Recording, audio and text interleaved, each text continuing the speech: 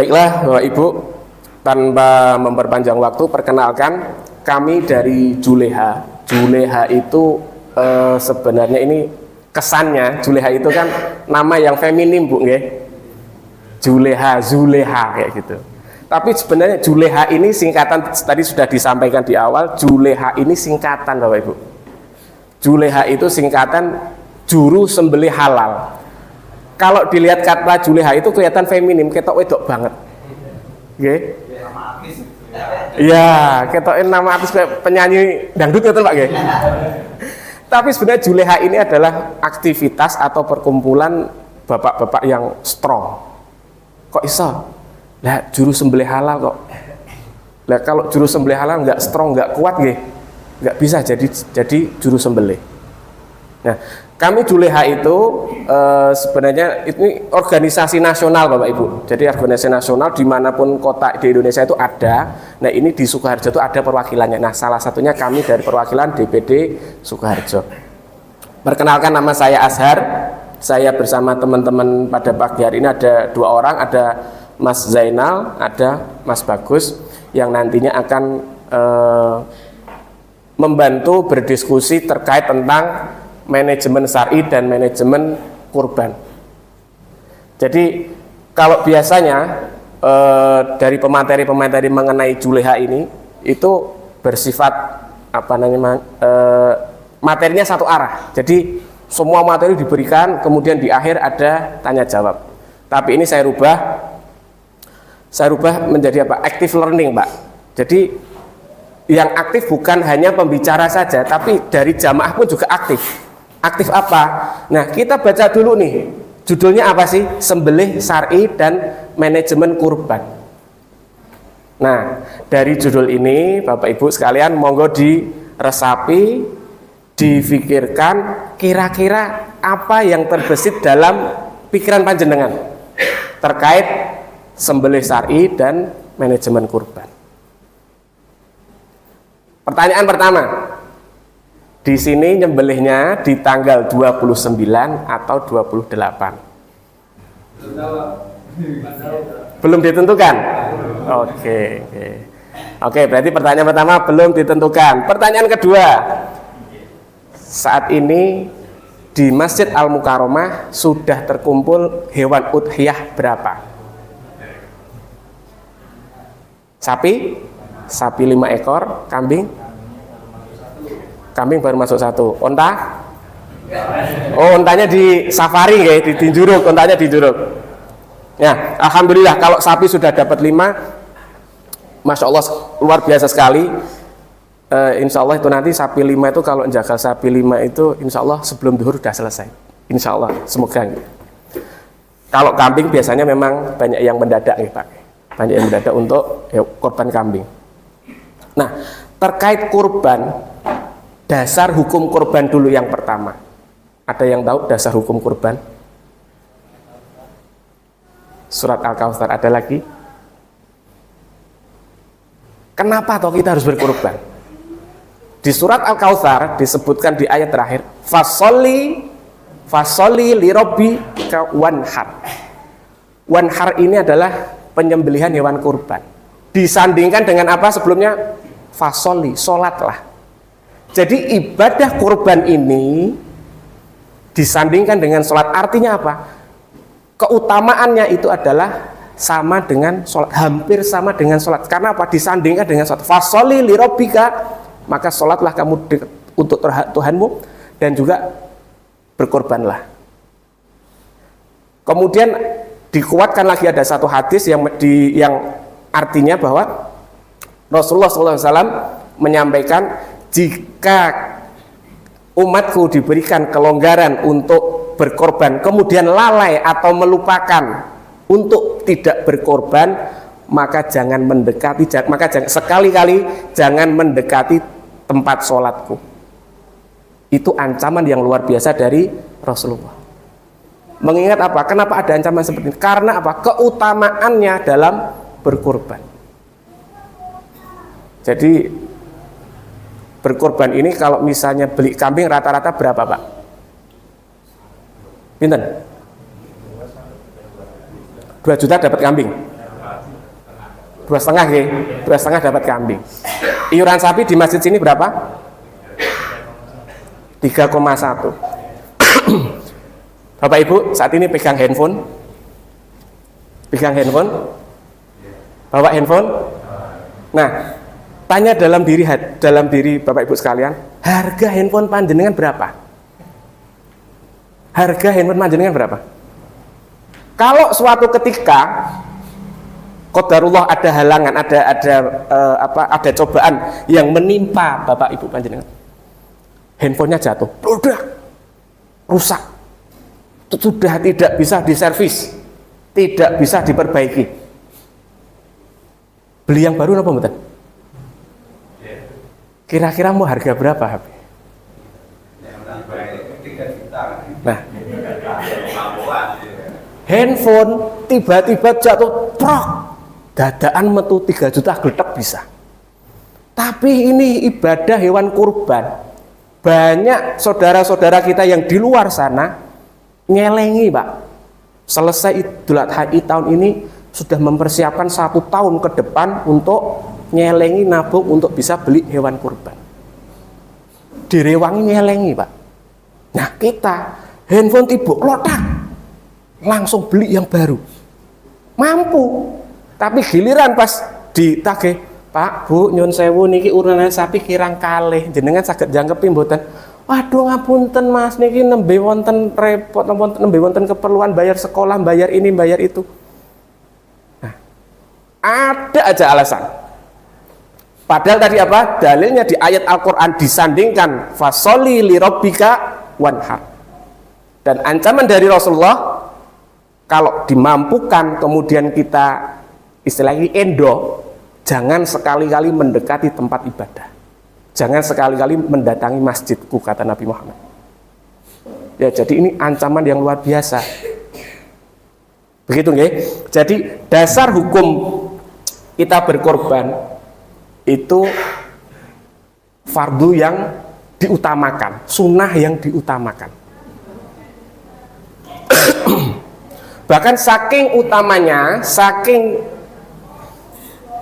keutamaan dari ibadah kurban ini, ada beberapa ulama sampai memberikan ijma ulama, istilahnya ada kesepakatan ulama itu berhutang pun boleh, asal nanti ada jagane tinggu bayar, seperti itu. Misalnya hewan kurban besok di tanggal 29, panjenengan gajian tanggal 1, ya wis pesen wedhus Pak, aku tangsik esuk gajian tak bayar, ada jagane. Sampai beberapa ulama saking utamanya, saking untuk mengedepankan untuk bisa berkorban, itu boleh berhutang. Banyak ulama yang berpendapat seperti itu. Jadi monggo Bapak Ibu sekalian, kalau yang diberi kelonggaran diusahakan benar-benar dipenke, Pak. Sebenarnya itu kita mampu, cuman apa? Tergantung pikiran dan hati kita. Seperti HP tadi, Pak. Bisa nggak dalam 1 kali 24 jam panjenengan itu HP itu ditinggal di rumah, panjenengan kerja, panjenengan keluar rumah? Sekarang nggak bisa, Pak. HP itu ibaratnya sudah melekat, ibaratnya lali ranggo dompetnya masa sementing HP nempel, begitu. Saking apa? Pikiran sama hati kita sudah melekat di HP ini saat ini. Nah, sebenarnya intinya kan itu yang difikirkan sama yang dirasakan. Kalau ibadah kurban ini kita pikirkan benar-benar, kita resapi, kita rasakan manfaat dan faedahnya, ya nanti kita akan mengikuti, Pak. Kita akan mengikuti, mengupayakan untuk bisa berkorban seperti itu. Itu untuk dasar hukum dari korban ini.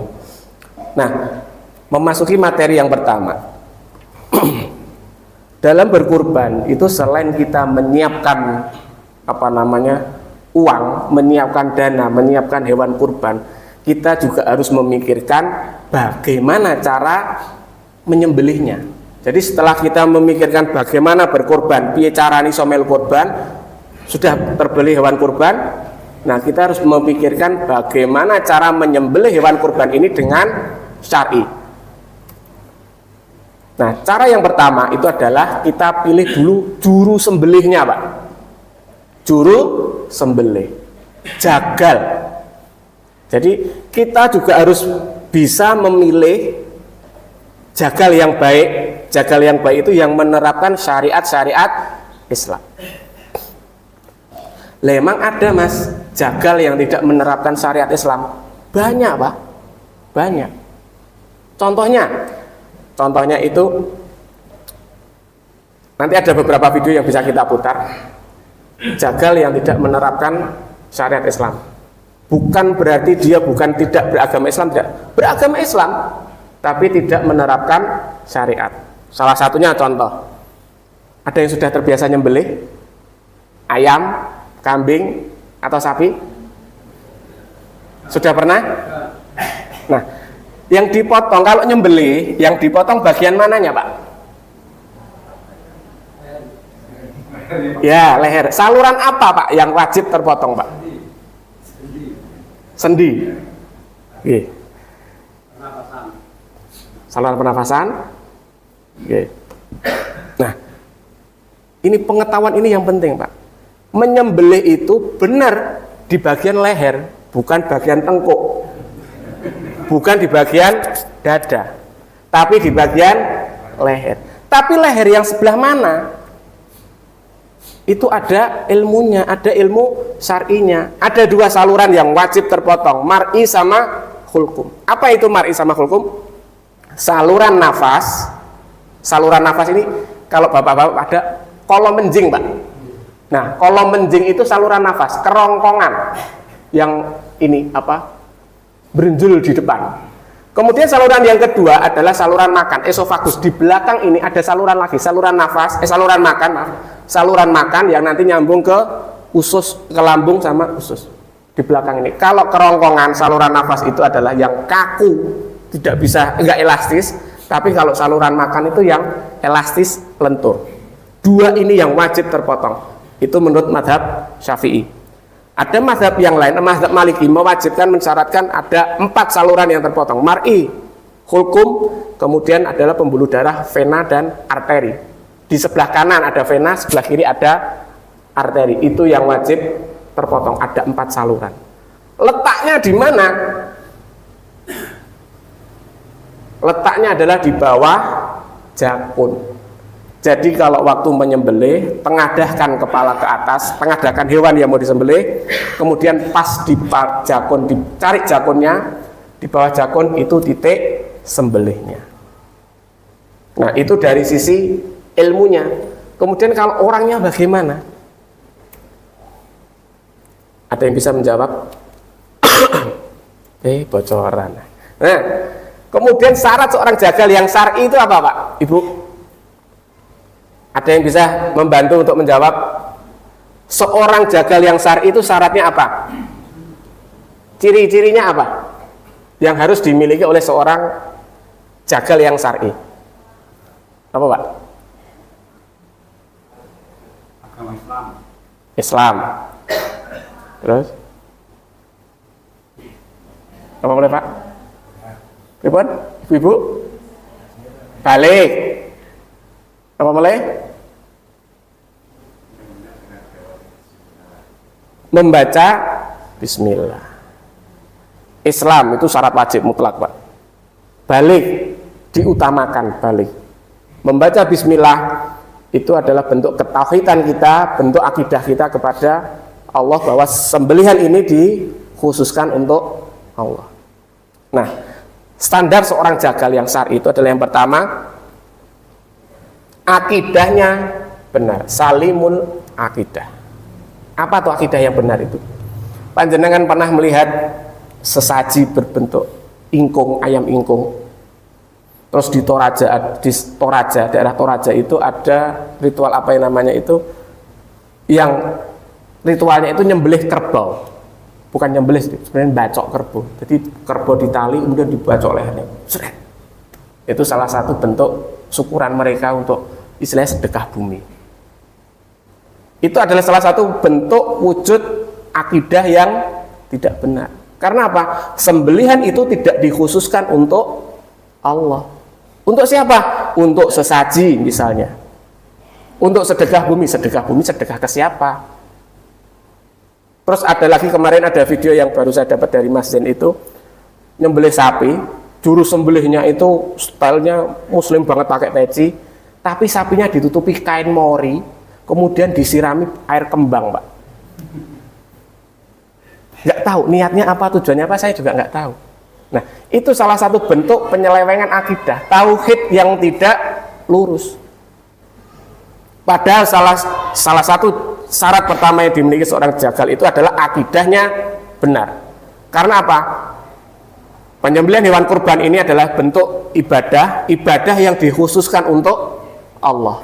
Jadi jangan sampai ibadah itu menyembelih kurban bukan untuk Allah. Yang kedua, ibadah yang tertib. Ibadah yang tertib dalam artian apa? Sholatnya, Pak. Sholat 5 waktunya dilihat dulu.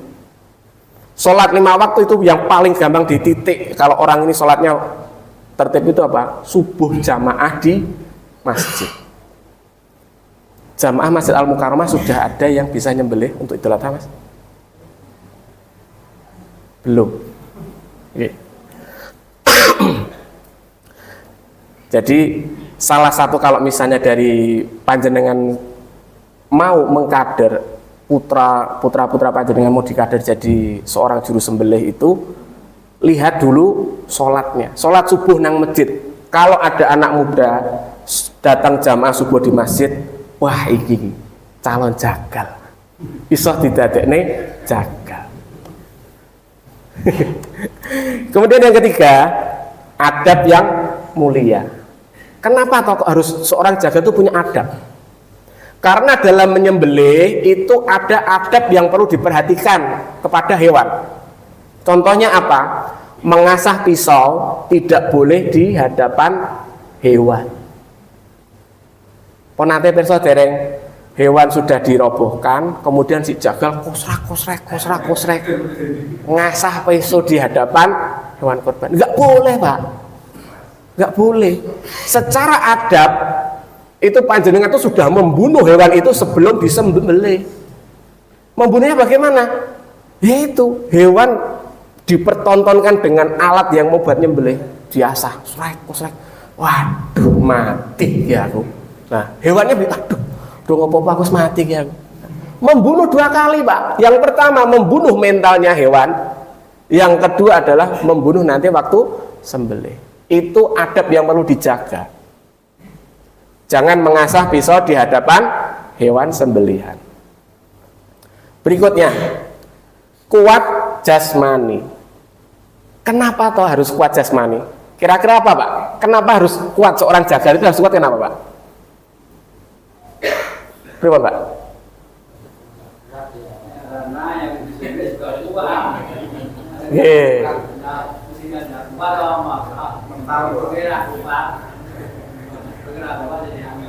Ini ada satu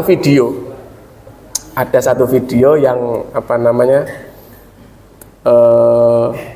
kenapa menyembelih itu harus kuat fisiknya.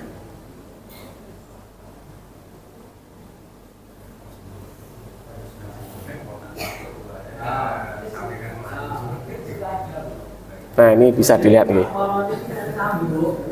Biar nggak bosan, Pak. Ini lihat, nonton video dulu, Pak. Sekedar.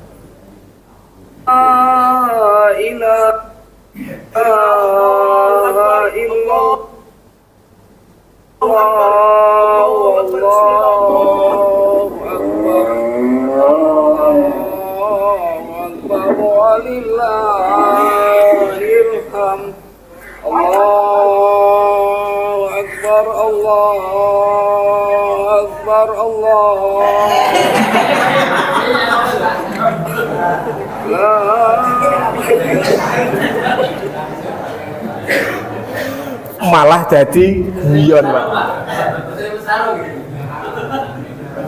Kesurung. Jadi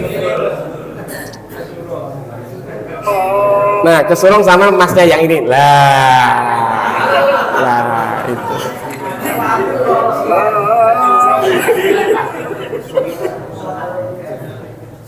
Itulah pentingnya kenapa kita harus memiliki fisik yang kuat.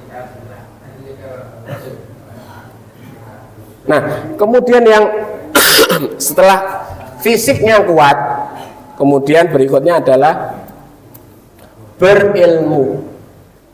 Berilmu ini ada dua ilmu, maksudnya dua bidang ilmu yang harus dimiliki seorang juru sembelih. Yang pertama ilmu syar'inya dulu. Tadi di awal sudah saya sampaikan, mazhab Syafi'i memotong dua saluran.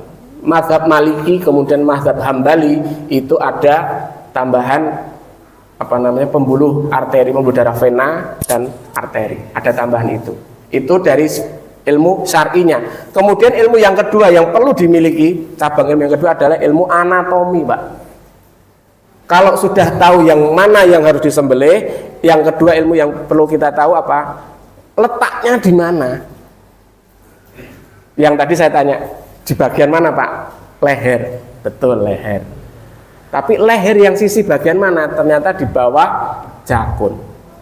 Ya, ini ilmu yang harus dimiliki. Jadi panjenengan semua kalau misalnya menginginkan suatu hari nanti Masjid Al-Mukarramah ini ketika hewan kurban tidak ngundang jagal, tidak ngundang orang lain, swadaya sendiri dari jamaah yang menyembelih, jamaah yang mengultip jamaah. Kalau menghendaki seperti itu, mulai dari sekarang mulai memilah dan memilih kader-kader anak-anak muda, remaja-remaja yang bisa dikader untuk jadi juru sembelih. Mas, gimana caranya kalau misalnya udah ketemu remaja yang akidahnya bagus, ibadahnya tertib, adabnya bagus, jasmaninya kuat, terus gimana kalau dia sama sekali belum bisa nyembelih? Caranya gimana? Ada juleha. Saya pun juga sebenarnya awalnya belum bisa nyembelih, Pak. Ketika gabung juleha itu saya hanya nyembelih apa? Ayam. Nyembelih kambing sok-sok. Itu ngewel, Pak. Nyembelih kambing saya ketika masuk juleha itu, nyembelih kambing aja tuh ngewel saya, Pak. Karena saking jarang jarang banget untuk nyembelih. Ketika masuk juleha, banyak ilmu, banyak ustadz-ustadz di juleha, banyak ahli-ahli sembelih itu ngajari, Pak. Ngajari bagaimana caranya sembelih. Kami terbuka jika ada jamaah masjid, ketika kami memberikan edukasi dari masjid ke masjid, ada jamaah, Mas, aku pengen ajar, iki anakku tolong diajari sembelih. Kami terbuka. Misalnya Mas Zen ini praktisi sembelih, setiap hari beliau tuh nyembelih kambing, Pak. Ya, saya tuh ngelanyah ke nyembelih itu sama Mas Zen setelah gabung di juleha. Jadi monggo Bapak Ibu, kalau ada putra-putranya yang kira-kira itu mantep secara syarat memenuhi untuk jadi seorang juru sembelih, monggo bisa diikutkan di juleha seperti itu. Gitu, oke? Kalau masjid sudah bisa mandiri nyembelih sendiri, enak, Pak. Enaknya gimana? Kita nggak mikir besok mau Idul Adha, nggak mikir apa, nyari jagal. Kalau misalnya Masjid Al-Mukarramah nyembelih di hari Kamis, jenengan nyari jagal sekarang baru mau nyari jagal, habis, Pak. Sudah penuh. Ini aja yang masuk ke kami itu ada beberapa tempat, beberapa masjid minta hari Kamis. Kami angkat tangan, kami sudah tidak ada personel yang bisa datang. Karena memang sepertinya besok itu ada dua, Rabu sama Kamis. Tapi yang sholat id Rabu ya nyembelihnya Kamis. Jadi kami tuh ngumpulnya nanti di hari Kamis nyembelihnya. Kecuali kalau panjenengan mau mundur di hari Tasyrik, Jumat atau Sabtu, insya Allah kami masih bisa membantu mencarikan. Nah, kemudian materi yang kedua masih terkait dengan sembelih syar'i. Ini, Pak, jagal menerapkan persyaratan syariat Islam atau memahami fikih udhiyah. Ini tadi sekilas saja karena ini terkait dengan dasar hukum perintah berkorban, fasholli li rabbika wanhar. Surat Al-Kautsar ayat 2. Kemudian ada hadisnya, hukum berkorban sunnah muakkadah, sunnah yang dianjurkan. Dianjurkan kenapa? Karena tadi dasar hukumnya aja disandingkan dengan sholat. Dan makruh meninggalkan apabila ada kemampuan untuk melakukan. Kemampuan untuk melakukan itu beberapa ulama malah ada yang berpendapat utang nggak apa-apa kalau nanti ada jagane untuk bayar. Nah, berikutnya jumlah hewan kurban. 1 ekor kambing untuk 1 orang dan boleh meniatkan pahala bersama orang lain. Seperti Nabi Muhammad itu, Rasulullah SAW ketika menyembelih kambing, beliau mengucapkan Bismillahi Allahumma taqabbal min Muhammad wa ali Muhammad wa min ummati Muhammad. Untuk 3, Pak. Untuk diri Nabi Muhammad, untuk keluarga Nabi Muhammad, dan yang ketiga untuk umat Nabi Muhammad. Nah, umat Nabi Muhammad ini tidak terbatas, Pak. Kita termasuk umatnya bukan? Nah, kita sudah diikutkan korban sama Nabi Muhammad waktu itu. Jadi kalau misalnya dalam satu keluarga, panjenengan misalnya bapak punya anak, mantu, cucu, nah satu pun bisa. Ini untukku, untuk keluargaku, dan untuk keluarga besarku bisa. Seperti itu.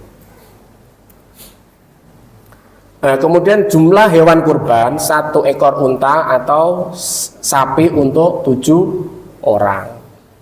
Boleh nggak sapi untuk 1 orang? Boleh banget. Nah, kemudian tips memilih hewan kurban. Sudah dibelikan, Mas, untuk hewan kurban di sini? Sampun nggih? Alhamdulillah. Nah, tipsnya yang pertama yang perlu diperhatikan adalah umurnya dulu, Bapak Ibu. Jangan hanya melihat, wah ini sapi ini lemu, regone murah. Tapi ketika dilihat umurnya belum masuk.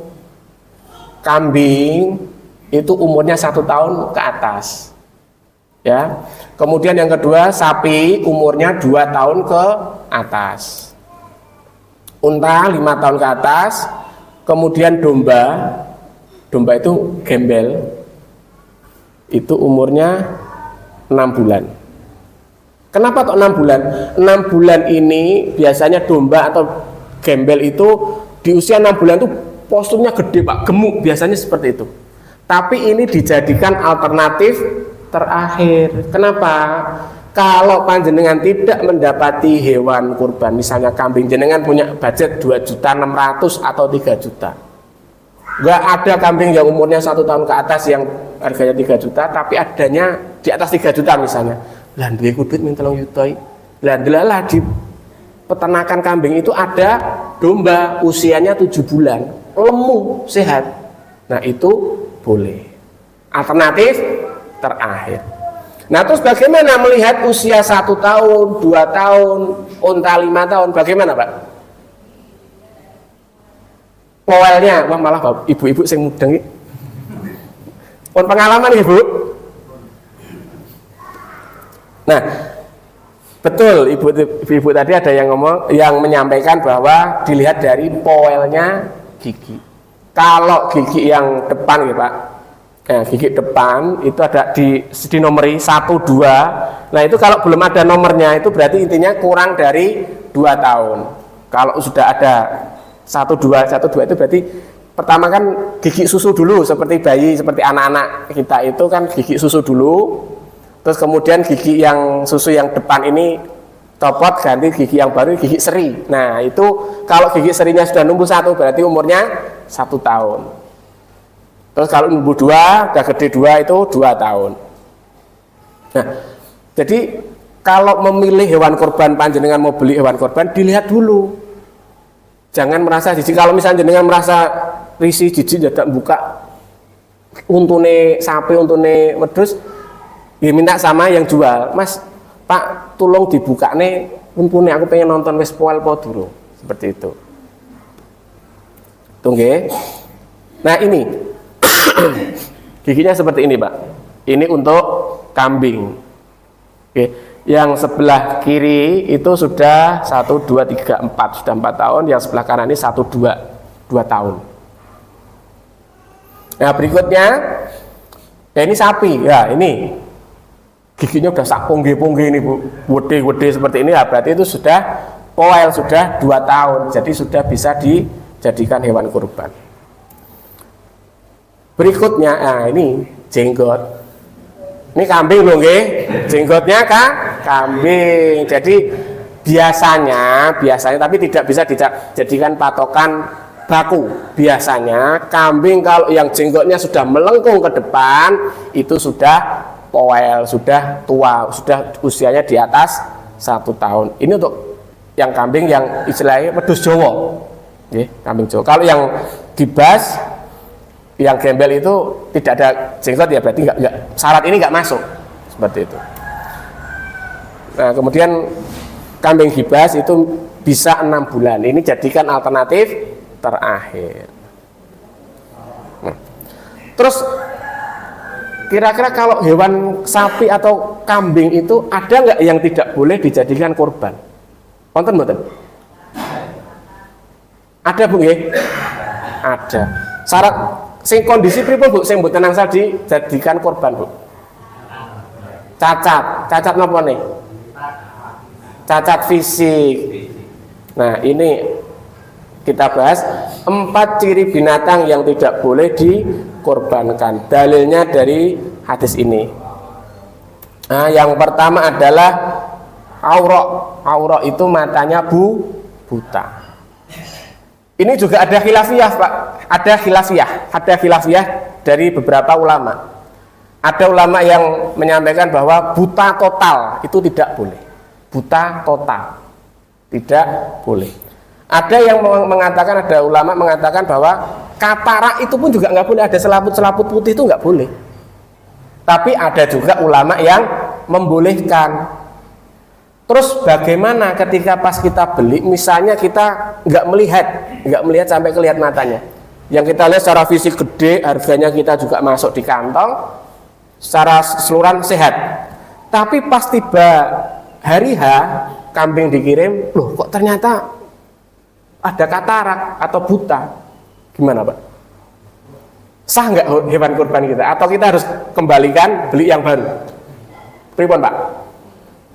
Pripun Bu? Dikembalikan ya kalau bakulnya masih ada stok. Kalau bakulnya nggak ada stok atau bakulnya nggak mau. Biasanya itu bakul bisa menukar. Jadi ada perjanjian. Ya, ada perjanjian. Nah, biasanya ada perjanjian untuk tukar hewan, nggih. Karena yang kurban sudah mau. Nggih.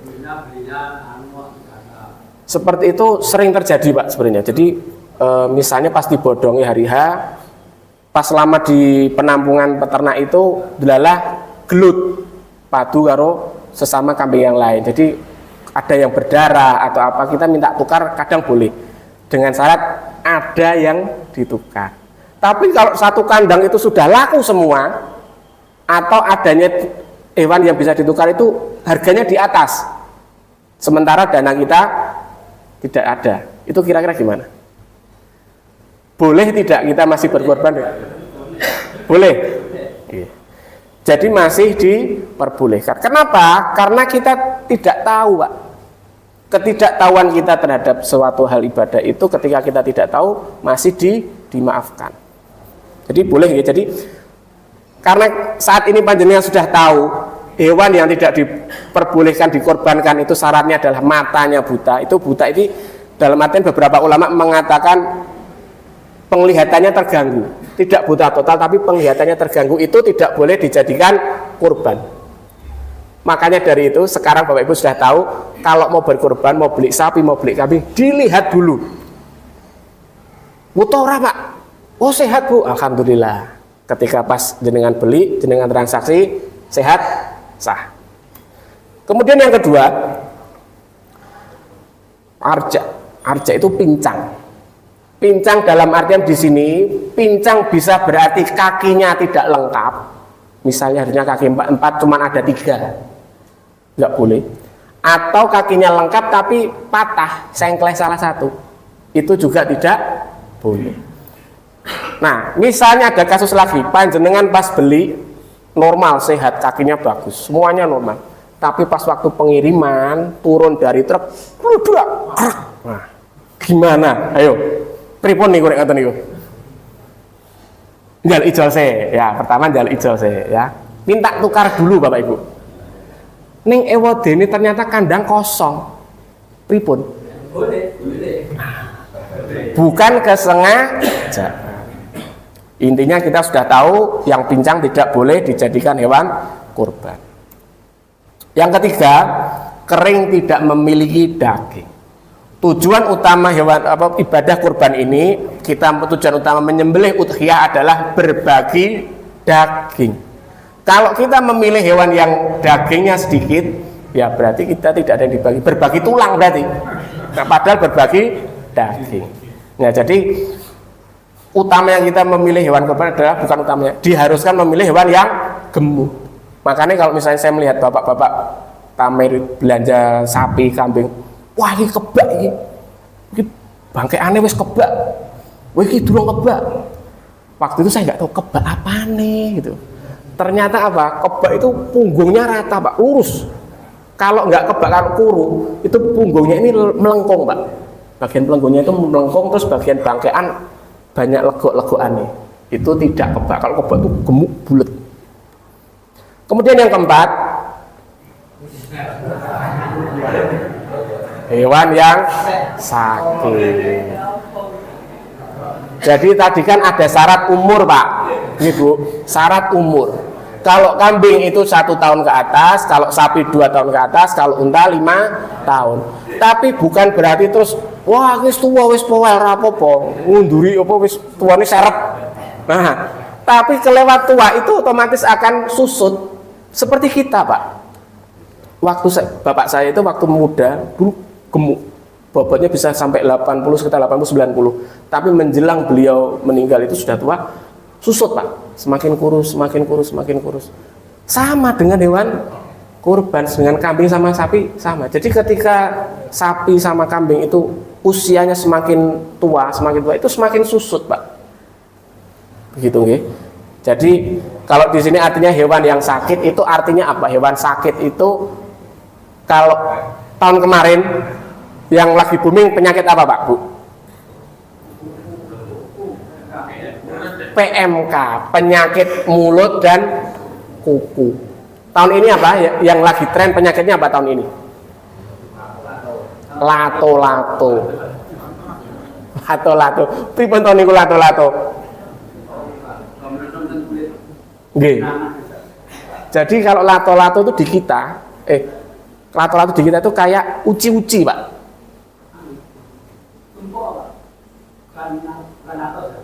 Oke. Itu nanah cairan. Jadi di bagian perut di tubuh lah ada benjolan-benjolan. Kalau sudah parah banyak, hampir merata. Tapi kalau misalnya baru sedikit itu ada titik-titik bulat-bulatan. Itu bukan benjolan keras nggak, tapi itu cairan nanah Pak. Ya kemarin saya juga waktu nemenin takmir saya di daerah Windan itu beli sapi, ada dua ekor yang ditawarkan kami dengan harga yang nego banyak katanya. Posturnya bagus, katanya bisa nego banyak. Ternyata setelah diamati ada benjolan, dan ada benjolan di punggung itu sudah mulai pecah Pak, dirubung laler. Nah terus saya tanya, loh Pak niki nopo? Wah niku pun mariuk Mas niki ndek iki disrutuk kancane. Lah disrutuk kancane bagian geger piye carane?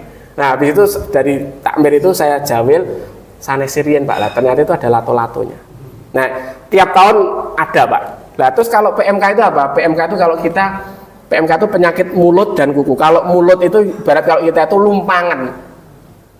Kalau di kukunya sapi, kalau kita rangen, cantengen, seperti itu. Itu mematikan apa tidak? Sebenarnya kalau PMK itu sebenarnya tidak mematikan Pak. Jadi PMK itu ketika kita sudah tahu cara penanganannya, itu paling enggak 30 hari sebelum penyembelihan harus diobati. Nah, yang bikin tidak sembuh itu kemarin ada beberapa peternak yang di bawah pengawasan Departemen Pertanian. Itu kalau yang tidak sembuh itu kalau misalnya yang sudah parah, sudah akut, kalau bibirnya itu sudah istilah lumpangannya merata, otomatis kan nggak makan. Kalau ketika nggak makan kan nggak dapat asupan gizi Pak. diobati kayak gimana pun, kalau nggak makan lambungnya ada masalah, ya sudah, susah disembuhkan. Ya kalau kita manusia tinggal diinfus, selesai. Nah tapi kalau hewan, ya susah, bisa diinfus, tapi itu akan memakan biaya lebih banyak. Ya, jadi makanya PMK yang tahun kemarin benar-benar sampai jadi perhatian pemerintah itu karena apa? Tingkat keparahan. Kalau yang parah itu di sela-sela kuku itu sudah nggak bisa berdiri lagi, Pak. Nggih, kukunya itu sudah lepas. Itu kalau yang sudah parah seperti itu. Nah, jadi intinya dalam memilih hewan kurban itu tadi ada yang perlu kita perhatikan. Yang boleh dijadikan hewan kurban dan yang tidak boleh. Sudah paham nggih? Diulang. Yang pertama, yang hewan yang tidak boleh dikorbankan. Yang pertama apa? Buta. Yang kedua? Pincang. Yang ketiga apa ibu-ibu? Kurus. Yang keempat? Tua atau sakit. Oke, ini ada dasarnya dari Kementerian Republik Indonesia. Itu mengenai hewan-hewan kurban ini. Nah ini ciri-cirinya saja Bapak. Nah ini ciri-cirinya, kalau kering berarti hewan itu hidungnya kering. Sapi kalau hidungnya kering, yang bagus malah sapi hidungnya basah Pak, umbelen, bukan berarti umbelen meler enggak, tapi selalu basah. Oke. Tapi kalau kering itu tandanya sapinya enggak sehat. Nah terus yang berikutnya, kulit bulunya bersih. Ya kalau ini kan korengan, berengan kayak gitu dihindari. Nah kalau ini kan fisik ya Pak, fisik yang benar-benar kita lihat kita lihat secara kasat mata itu kelihatan. Jadi bisa dilihat, oh ini singkir gesek. Yang kalau misalnya berengan kayak gini, nah, ini di skip dulu. Nah kemudian kalau tadi 4 hewan yang tidak boleh dijadikan korban, kalau ada itu tidak boleh. Nah ini ada lagi hewan yang kalau ada itu makruh Pak. Sebenarnya boleh, tapi makruh hukumnya. Apa saja? Al-basro, hewan yang tidak memiliki ekor. Apa ada? Buktinya ada, tapi memang itu kelainan genetik. Jadi ibaratnya kalau misalnya manusia itu misalnya ada kupingnya melipat begini, ada yang tangannya kecil kayak gitu. Nah ini ada Pak, kambing itu ekornya nggak ada, nggak punya ekor. Jadi hewan yang tidak memiliki ekor bukan berarti tidak boleh dikorbankan, boleh, tapi hukumnya makruh. Kemudian al-jama', hewan yang tidak memiliki tanduk. Mayoritas gembel, kambing gibas itu kan tidak memiliki tanduk. Kemudian yang berikutnya al-qisi, itu adalah hewan yang dikebiri, hewan yang luka telinganya atau patah tanduknya. Itu makruh Pak. Boleh dikorbankan, tapi makruh. Berikutnya adalah sapi atau kambing betina. Kenapa kok betina itu dilarang atau hukumnya makruh? Sebenarnya dalam syara-syari itu makruh Pak, makruh untuk dikorbankan hewan betina. Tapi dari sisi aturan pemerintah, sapi atau kambing betina itu tidak boleh. Pemerintah menganjurkan, sudah mempunyai aturan tidak boleh disembelih dijadikan hewan korban kalau betina itu produktif. Jadi kalau di RPH rumah potong hewan di Solo itu ada jagalan itu. Sapi yang masuk ke situ dicek, begitu ada yang bawa sapi betina dicek bener Pak, dicek dalam ini ada janinnya apa tidak. Ketika ada janinnya bawa pulang, tidak boleh disembelih, bawa pulang. Karena ketika itu betina produktif disembelih, dikhawatirkan nanti populasinya akan berkurang banyak. Begitu. Tapi secara syar'inya boleh tapi makruh. Nah berikutnya kalau misalnya nyembelih hewan betina, kemudian ada janinnya, setelah disembelih ternyata ada anaknya, sapinya hamil atau kambingnya hamil itu ada anaknya, boleh dimakan nggak? Boleh mboten Bu? Boleh dimakan mboten Bu? Boleh, boleh dimakan. Terus statusnya gimana? Anaknya apa perlu disembelih? Ada dua alternatif. Ketika disembelih kemudian ditemukan anaknya itu sudah kondisi mati, berarti ikut sembelihan ibunya. Tidak perlu disembelih ulang. Jadi tinggal dimasak atau diolah seperti itu. Tapi kok ternyata setelah disembelih, dikuliti, dibuka, ternyata ada sapi atau ada kambingnya masih hidup, nah itu perlu disembelih lagi. Begitu nggih? Tapi kalau saya secara pribadi nggak tega. Bener nggak tega? Saya pernah 2 kali melihat teman itu ngancani konco itu nyembelih kambing, Pak. Ketika pas dibedeti, dikuliti ternyata ada janinnya. Itu juga ada jamaah yang wis kene Mas tak nggone. Niku dienggo tombo napa-napa ngeten lho. Nah, kadang masyarakat kita tuh sidik-sidik obat kuat ngoten Pak nggih. Tapi saya nggak tega, Pak. Nggak tega. Nah, itu tips untuk memilih hewan kurban, terkait hewan kurban yang boleh dijadikan kurban, yang tidak boleh dijadikan kurban. Itu tadi yang sudah di bab 1. Sebenarnya masih ada nih, kan tadi bab 1, bab 2, masih ada bab 3, 4, 5. Nah, itu dari materi 1, 2 ini ada yang ingin disampaikan, ada yang ingin ditanyakan Bapak Ibu? Oke.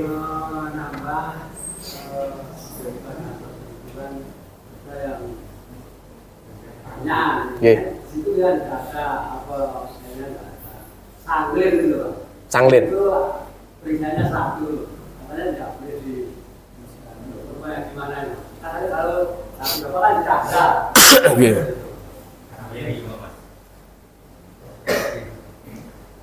Kan banyak sekali bapak itu ya. Oh, terus tahu perinciannya seperti itu. Ibu-ibu, perso mboten hak hewan sanglir, perso mboten Bu? Sanglir itu yang buah zakarnya itu hanya 1. Buah zakarnya hanya 1. Sebenarnya itu secara medis tetap 2, Pak. Secara medis ada 2. Tapi yang 1 kecil terus naik, tidak kelihatan. Jadi hanya 1. Kalau tadi hewan yang salah satu hewan yang makruh untuk disembelih adalah ini, Pak. Al-Kishi itu adalah hewan yang dikebiri. Yang dikebiri itu aja makruh disembelih, boleh disembelih tapi makruh hukumnya, sama dengan sanglir tadi. Biasanya teman-teman itu kalau yang ibaratnya terbiasa jual beli kambing di pasar itu, mendekati hari H itu hewan-hewan yang sanglir, kambing-kambing sanglir itu laris, Pak. Boleh sanglir karena apa? Murah. Boleh Pak, tapi makruh seperti itu Pak nggih. Boleh Pak, prinsipnya boleh gitu. Monggo. Karena yang saya tahu kan batak itu yang utama dilihat. Nggih. Jadi temunya kan siji. Itu sama halnya ketika urusan tanduk, Pak. Kambingnya gua gede, sungune gede ning patah. Itu juga boleh dikorbankan, tapi makruh. Makruh dalam artian apa? Ya tetap sah, hewan sembelihan kita tetap sah, tapi tidak sempurna. Tidak sempurna dalam artian apa? Tanduknya patah, seperti itu. Tetap boleh, Pak. Jadi ini posisinya ketika panjenengan hewan beli kambing jantan, sanglir, atau ketemunya betina gemuk. Sama, hukumnya sama. Tuh, gitu nggih. Monggo, yang lain? Ada lagi, Pak? Tambahan yang berbeda tadi, Pak. Kan pada kami itu kan banyak sekali pada kami menjual betina. Nggih. Kemudian betina itu dijual karena Yang saya ngagemik ini, Pak. Ngagemik nih, Pak. Kersane ibu-ibu nggih mireng. betina yang akan diberi saat itu kan sudah diperiksakan dokter atau ahli bahwa itu sudah ada, itu sudah macer lah ya. Macer nggih. Itu boleh Pak ya? Boleh, Pak. Karena banyak sekali pada waktu itu untuk kan harganya kalau dibandingkan dengan laki-laki kan jauh sekali, wanita ya 2 sampai 3 juta. Ternyata kalau tadi yang itu masih produktif kan tidak boleh, pemerintah pun juga melarang. Namun banyak sekali penawaran itu dengan syarat harus diperintahkan ke dokter dulu, istilahnya pun itu tidak mempunyai apa untuk memastikan bahwa itu benar-benar majer. Iya, betul. Itu Pak. Jadi kalau hewan yang betina itu prinsipnya begini, kan nggak semua pasar, nggak semua pedagang itu kan terpantau pemerintah. Jadi di sekitaran sini kan kadang di pinggir jalan kan banyak yang jual kambing itu Pak. Itu tidak semuanya terpantau oleh pemerintah. Jadi intinya kita ambil ilmu syar'inya dulu. Kalau secara syar'inya boleh ya boleh. Kalau nanti suatu ketika ketika kita sudah beli hewan yang betina, kemudian disembelih ada janinnya, ya tadi hukumnya itu pilihannya. Kalau kita mau makan ya sudah boleh dimakan. Tidak perlu disembelih ulang kalau anaknya mati. Tapi kalau misalnya kita nggak mau makan ya sudah, itu dikubur aja nggak apa-apa. Begitu Pak. Ampun? Oke, monggo. Terima kasih. Assalamualaikum warahmatullahi wabarakatuh. Waalaikumsalam warahmatullahi wabarakatuh. Yang mau kami tanyakan di sini terkait nama yang mau kurban keluarga. Kalau dalam bayangan saya itu kalau yang sudah berjalan itu misalnya ada bapak, ibu, 2 orang anak itu gitu. Tahun ini atas nama bapak, tahun besok atas nama ibu, tahun berikutnya atas nama anak, tahun berikutnya atas nama anak. Ya, mohon pencerahannya apakah seperti itu atau cukup seperti yang disampaikan tadi atas nama bapak terus dan semuanya. Kalau yang benar seperti apa? Itu yang pertama. Kemudian yang kedua, kalau ada katakanlah yang sudah meninggal, kemudian ada keluarga yang berkorban, itu pencerahannya seperti apa? Jadi berkorban atas nama orang yang sudah meninggal.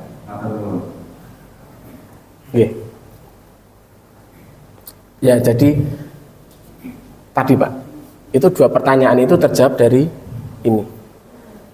Rasulullah SAW itu menyembelih dengan mengucapkan Bismillahi Allahumma taqabbal min Muhammad wa ali Muhammad wa min ummati Muhammad. Untuk keluarganya Muhammad. Keluarganya Nabi Muhammad siapa? Apa itu berlaku untuk yang masih hidup? Tidak. Yang sudah meninggal pun ibu bapak kita tetap dapat. Jadi dalam satu rumah itu kalau misalnya bapak, ibu, anak 4, ya berarti giliran. Kalau misalnya 1 tahun kemampuannya hanya 1 korban, berarti giliran 4 tahun. Nah, anak yang paling ragil jatahnya berarti tahun terakhir, tahun 4. Nggak adil Pak. Jadi dari satu keluarga itu, makanya kalau misalnya dititipkan takmir yang sudah paham itu, ini keluarga Bapak Azhar, ini keluarga Bapak Bagus, ini keluarga Bapak Zainal, seperti itu. Keluarga Pak. Keluarga itu meliputi siapa? Ya, yang pertama yang tinggal satu rumah dengan kita, bisa juga orang tua kita, bisa saudara-saudara kita, seperti itu. Sampun Pak? Oke, terjawab nggih. Jadi kalau misalnya ada bapak ibu anak itu tidak perlu gantian Pak, tidak perlu urut sesuai antrian urut tua, tidak perlu. Jadi seperti itu Pak. Jadi orang yang bertobat itu gilirannya Pak C, besok berikutnya berikutnya. Ini alhamdulillah keterangan bapak itu kan sudah di pencerahan. Walaupun besok tahun berikutnya korban lagi untuk keluarga semua. Jadi kalau misalnya setiap tahun diberikan kemampuan untuk berkorban, alhamdulillah luar biasa sekali. Jadi korban itu untuk keluarga Pak.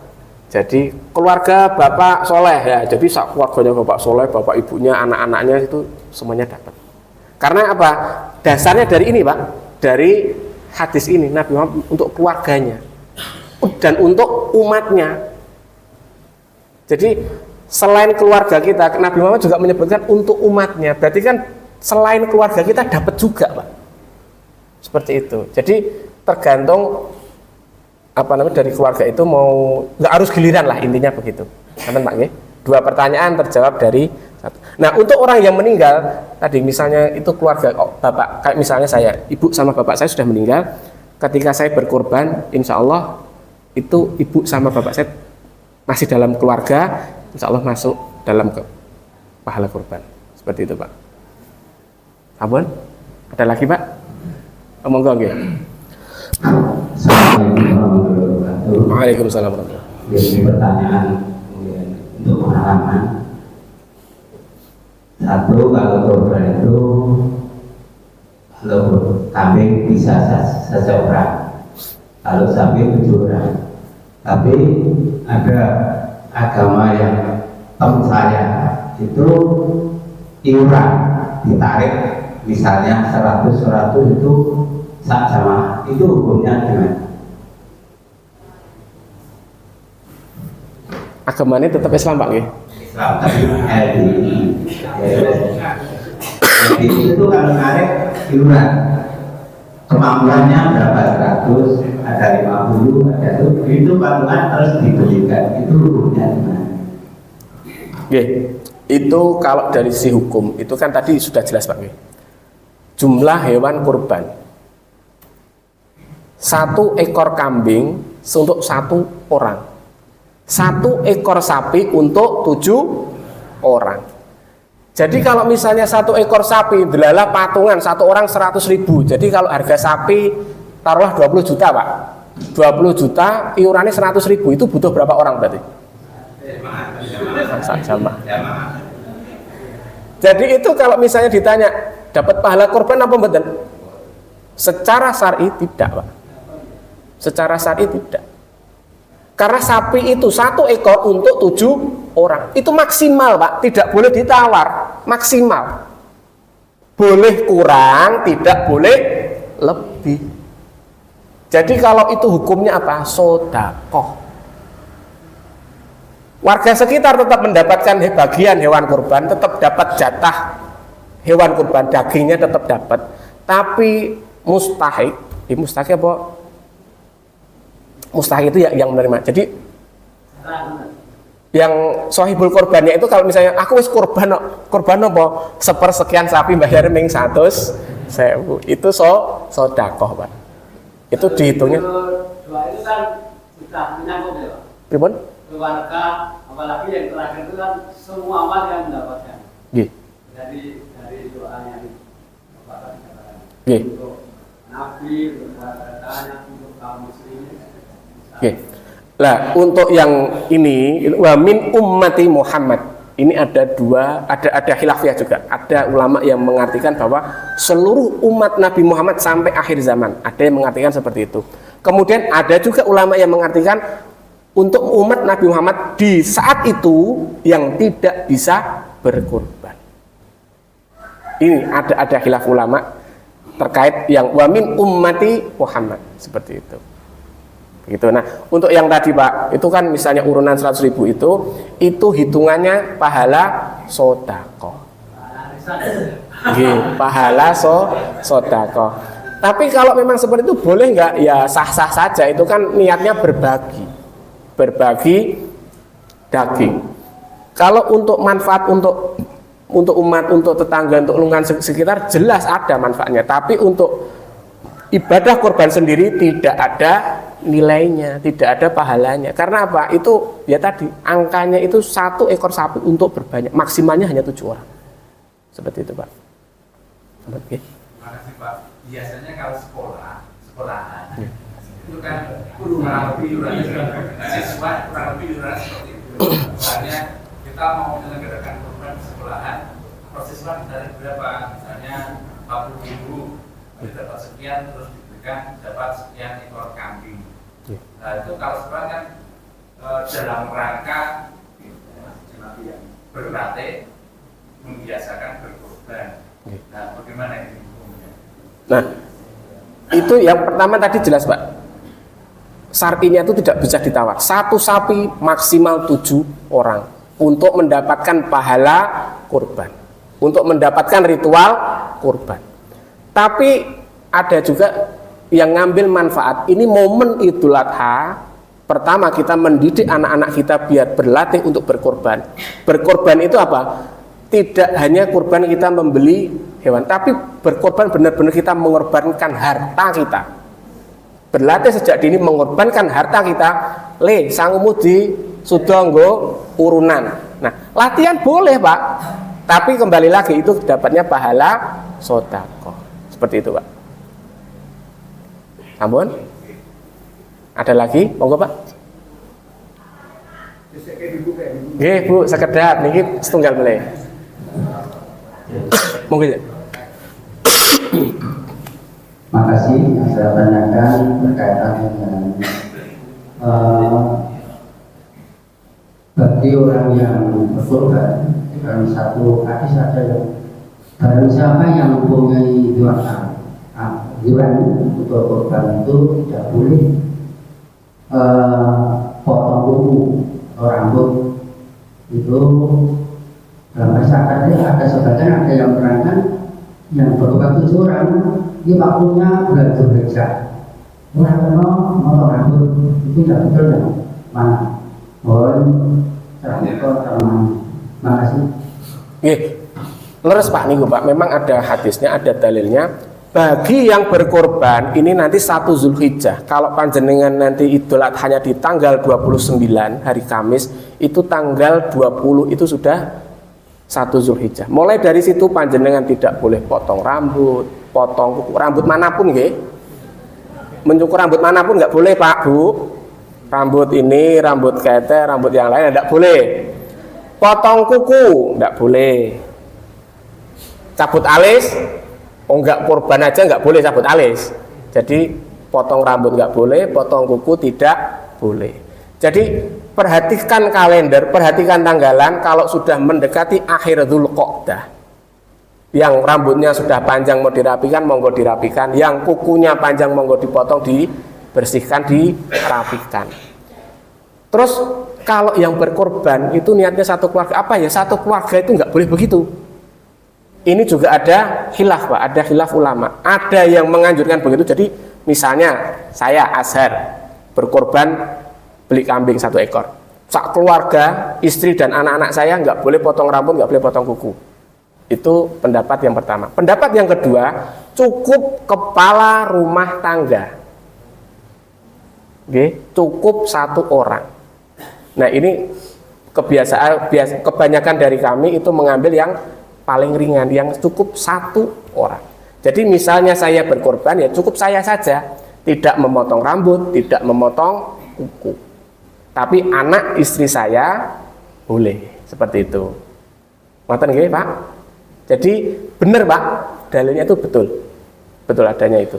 Oke. Monggo Ibu. Bismillahirrahmanirrahim. Assalamualaikum warahmatullahi wabarakatuh. Waalaikumsalam. Jadi Pak, saya pernah mendengar katanya ada wajib kurban dan ada sunnah kurban. Kita sebagai muslim katanya satu orang itu harus pernah melakukan wajib kurban.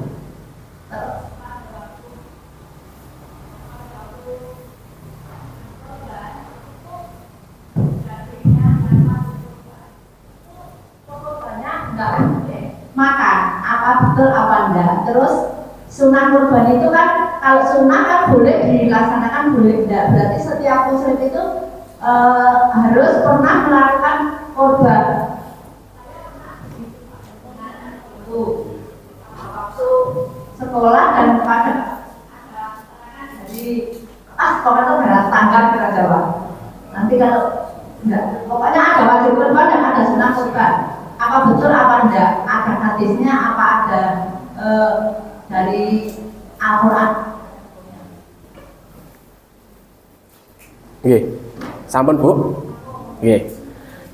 Kembali lagi di awal tadi, dasar hukum berkorban itu sunnah muakkadah, sunnah yang dianjurkan. Kenapa dianjurkan? Tadi di surat Al-Kautsar ayat kedua, fasholli li rabbika wanhar, disandingkan dengan dasar hukum sholat, sholatlah dan berkorbanlah. Ini menandakan apa? ibadah ini disandingkan dengan sholat. Jadi kedudukannya itu setelah sholat, dianjurkan Pak, dianjurkan Bu. Terus kemudian ada satu hadis lagi yang menguatkan dalil untuk berkorban, itu adalah Rasulullah SAW bersabda, ketika umatku dimampukan untuk berkorban kemudian dia melalaikan untuk berkorban, tidak berkorban, maka jangan sekali-kali mendekati tempat sholatku. Begitu Pak, Bu. Nah, terus kalau sudah ada ayatnya jelas, hadisnya jelas, nah sikap kita gimana? Kayak misalnya gini, di lingkungan kita sekarang, di negara kita, wajib semua punya BPJS. Kalau yang tidak punya BPJS tidak bisa perpanjang SIM, tidak bisa mengurus ini, tidak bisa mengurus itu. Termasuk kemarin ada yang jamaah haji mau umroh itu wajib punya BPJS. Itu wajib. Kalau aturan manusia saja kita turuti, kita taati, gimana dengan himbauan dan ancaman dari Nabi Muhammad, Rasul kita? Makanya ada ulama yang berpendapat ngutang aja nggak apa-apa, asalkan dengan syarat punya jagane. Kalau ini kita nggak mampu, benar-benar nggak mampu untuk kita berkorban, kembali lagi ke dasar hukum pertama adalah sunnah mu'akkadah. Sunnah mu'akkadah itu sunnah yang dianjurkan. Kalau memang kita nggak mampu ya sudah, tidak wajib. Karena apa? Allah menghendaki keringanan kepada hamba-hambanya dalam beribadah. Ngoten nggih Bu? Jadi panjenengan kalau misalnya dimampukan untuk berkorban, monggo dipaksakan diri, panjenengan memaksakan diri kita. Jadi kalau kita mampu, ya kudu dipaksa. Oke.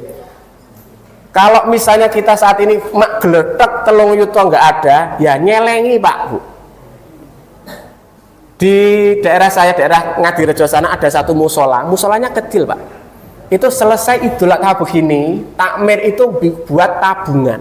Tabungan apa? Tabungan Idul Adha. Jadi per bulan itu panitia data sapi berapa, misalnya sapi 2 ekor, ada berarti ada 14 orang, didata 14 orang. Bulan Januari ini setoran berapa, Februari setoran berapa. Nah ketika nanti mendekati hari H, kalau ada yang sudah genep ya sudah, tidak perlu nambah. Tapi kalau ada yang kurang, Pak Bu kirang gangsal atau 1000, Pak Bu kirang setunggal atau 1000, itu lebih ringan daripada kita mak geletek sekarang keluar 3 juta. Jadi itu strategi kita Pak. Strategi kita dalam artian apa? Kita yang memanage, mengatur kemampuan kita.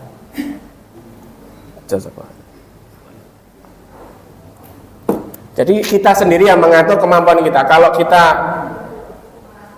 merasa mampu dengan 3 juta langsung, ya monggo. Tapi kalau kita mampunya itu taruhlah per bulan bisa menyisihkan 300.000, ya itu lebih baik. Kita paksakan diri kita. Jadi per bulan nyisihnya rakyatan 300.000 apa 200.000? 200.000 per bulan. 200.000 per bulan. Kalau dalam 1 tahun 12 bulan kita sudah dapat 2.400.000. Urunan sapi berapa tadi Pak di sini? 3.100.000. 3.100.000 dikurangi 2.400.000 berarti masih ada kekurangan berapa? 700. Ya, jadi pas hari H kita tinggal bayar kekurangan 700.000. Tapi kalau misalnya per bulan kita menyisihkan 300.000 dikalikan 12 bulan sudah terkumpul berapa? 3.600.000. Nah, seperti itu Pak. Jadi dalam kita memaksakan diri untuk berkorban, tidak hanya hutang satu-satunya jalan, bukan.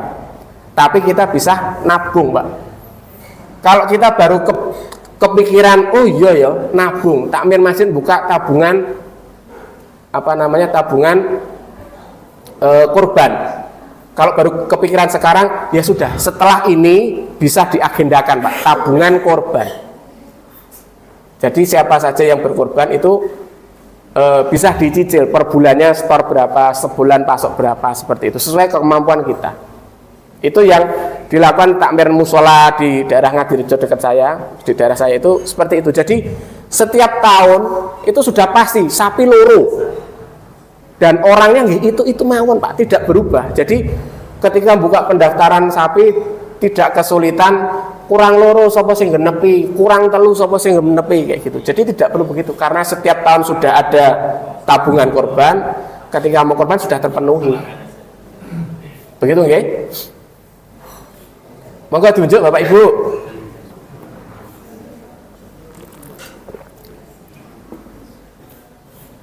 Ada yang lain? Sampun Ibu? Pak Ustaz, sekilas dari luar tadi kalau saya menerima itu apakah daging kurban itu pada waktu berkurban ada yang tidak diperbolehkan untuk tidak Menerima. makan? Ya, itu berarti belum terjawab. Oh nggih. Sekilas saja itu kalau misalnya hewan kurban. Sunnahnya kita sebagai sohibul korban itu memakan sepertiga hewan, sepertiga dagingnya. Jadi kalau misalnya ketemunya sepertiga gimana Mas?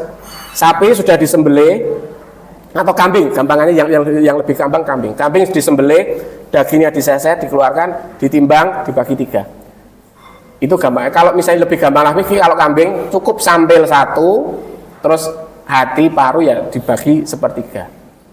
Sepertiganya untuk sohibul korban dan sepertiganya untuk keluarga, sepertiganya untuk lingkungan sekitar.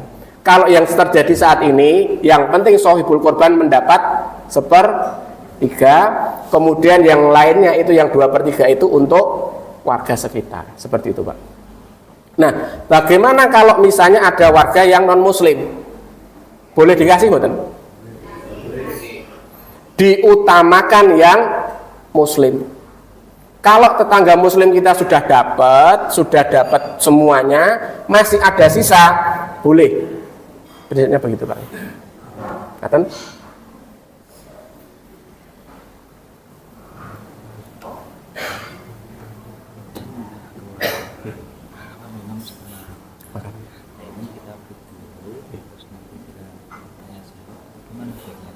Kan mau dahar sambil lanjut tanya jawab. Nanti setelah selesai makan kita lanjut untuk yang alat-alat sembelih. Oke.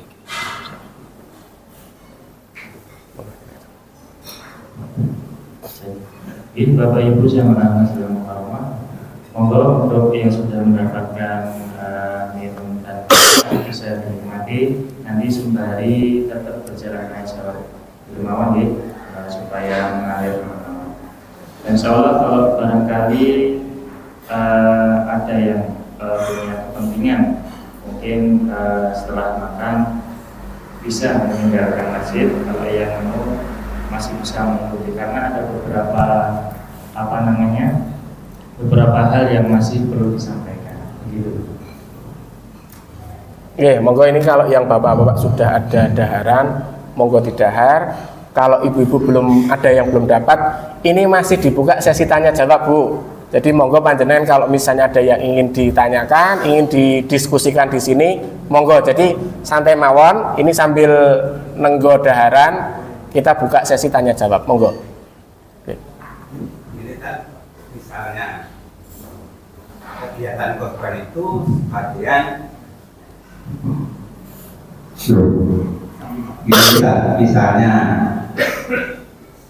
kegiatan korban itu kan banyak orang ya, banyak yang membantu. Nah, misalnya daging itu sebagian dimasak untuk kegiatan jamaah itu boleh apa enggak? Oke. Nah, itu perlu kita itu dijelaskan karena apa? Di kemarin itu harus kita itu menyembelih sebagian sedikit lah Dimasak untuk kegiatan teman-teman jamaah gitu. Nah itu diperbolehkan atau tidak? Itu minta penjelasan biar kita itu jelas paham semuanya. Ya. Oke.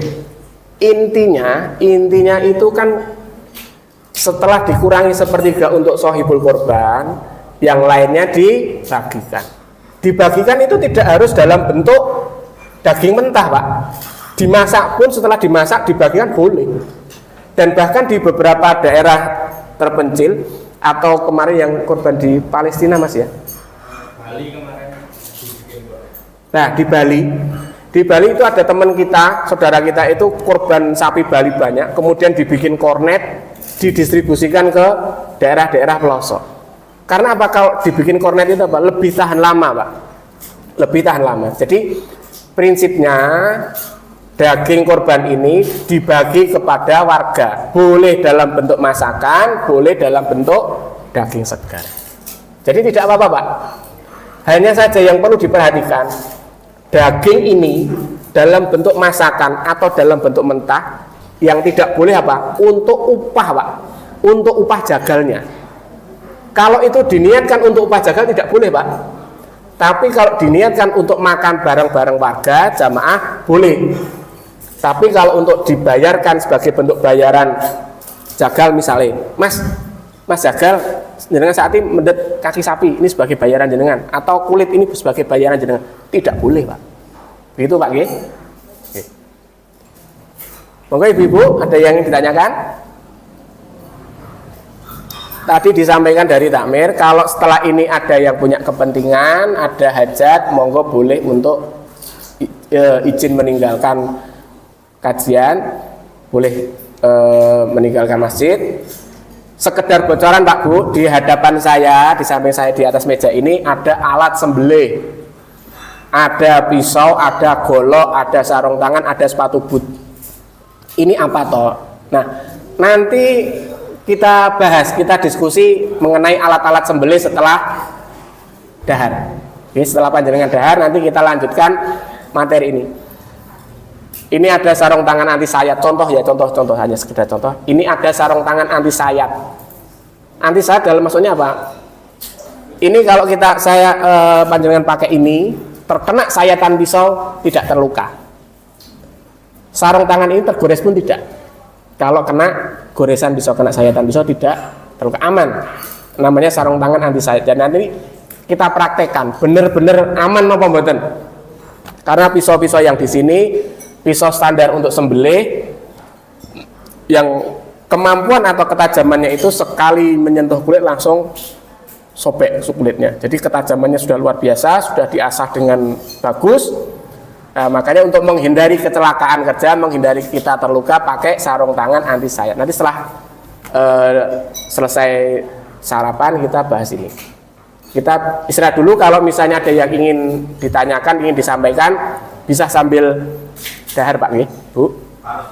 Monggo.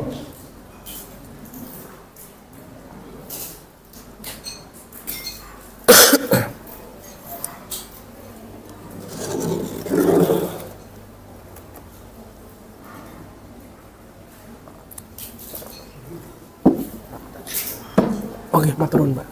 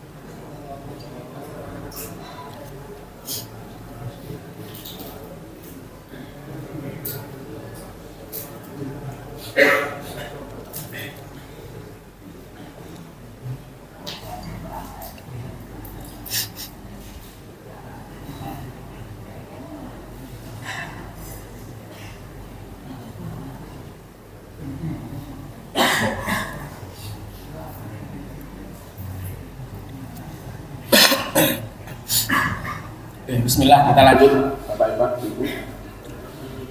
Ini untuk selingan, sekedar selingan biar nggak bosan ya. Nah, ini tonton video.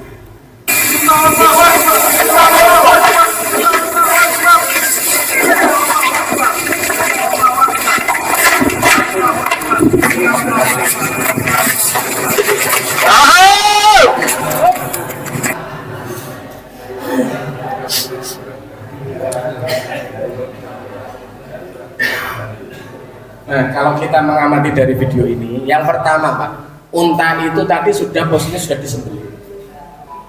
Ada yang tahu lokasi sembelihnya unta, titiknya di mana? Pangkal leher Bu. Unta itu kan lehernya akan panjang, seperti banyak itu mentok itu kan. Ya, nyembelihnya kalau unta itu pangkal leher yang paling bawah dekat perut.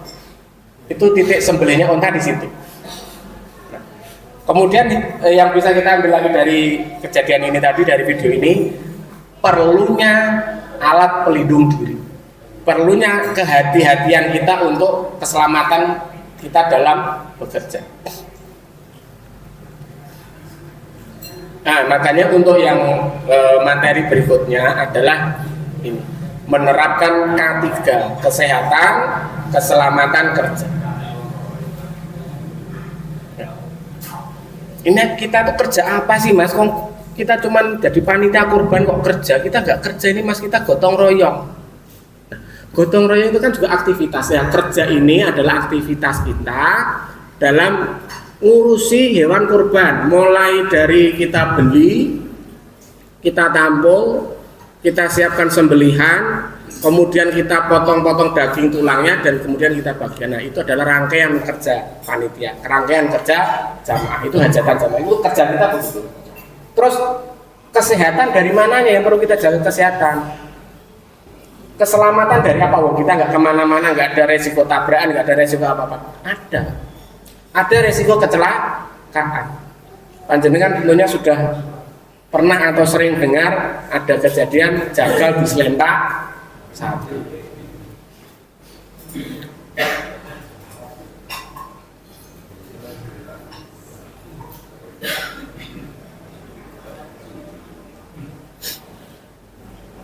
Nah, ini sekilas info. Setelah mendapatkan perawatan intensif selama 3 hari di Rumah Sakit Umum Mardi Waluyo Blitar, seorang tukang sembelih hewan kurban di Masjid Agung Miftahul Jannah Kabupaten Blitar akhirnya meninggal dunia. Korban mengalami luka parah di bagian kepala akibat diseruduk sapi mengamuk saat akan disembelih pada hari raya Idul Adha lalu. Inilah foto Muhammad Suraki saat tergeletak di halaman Masjid Miftahul Jannah setelah diseruduk sapi korbas jenis limusin ukuran besar milik pemerintah Kabupaten Blitar. Muhammad Suraki sempat menjalani perawatan intensif selama 3 hari di IGD Rumah Sakit Umum Dr. Mardi Waluyo Kecamatan Bingi, Kabupaten Blitar sebelum meninggal dunia pada Selasa malam. Farhan Takmir Masjid Agung Miftahul Jannah yang juga sebagai panitia penyembelihan hewan korban Idul Adha mengatakan, sebelum menyeruduk korban, sapi sempat lepas dan mengamuk berlarian di halaman masjid. Sementara Muhammad Suraki yang rencananya akan menyembelih hewan korban baru datang di lokasi sambil telepon. Tiba-tiba sapi berlari ke arahnya dan menyeruduk korban hingga terpental. Kepala korban terbentur ke lantai dan mengalami pendarahan cukup parah. Kemudian dilarikan ke rumah sakit umum setempat.